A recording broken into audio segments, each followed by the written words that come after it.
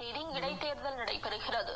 இதில் தேமுதிக சார்பில் வேட்பாளராக மதிவாணனை கேப்டன் விஜயகாந்த் அறிவித்துள்ளார். வேட்பாளராக அறிவித்த நாள் முதலே ஆர்கே நகர் தொகுதியில் மதிவாணன் தீவிர பிரச்சாரத்தில் ஈடுபட்டு வருகிறார்.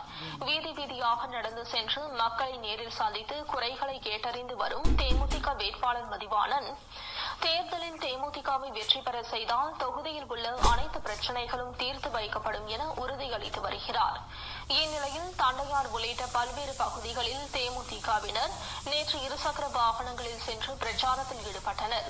தேர்தல் பொறுப்பாளர் அப்துல்லா சேட் உள்ளிட்ட ஏராளமான நிர்வாகிகள் மதிவாணனுக்கு ஆதரவு திரட்டினர். இதேபோல் தேமுதிக இணையதள இதய துடிப்பு குழுவினர் ஆர்கே நகர் தொகுதியில் தேமுதிக வேட்பாளர் மதிவாணனுக்கு ஆதரவாக பிரச்சாரத்தில் ஈடுபட்டனர். அப்போது வீதி வீதியாக நடந்து சென்று துண்டு பிரசுரங்களை அவர்கள் விநியோகம் செய்தனர்.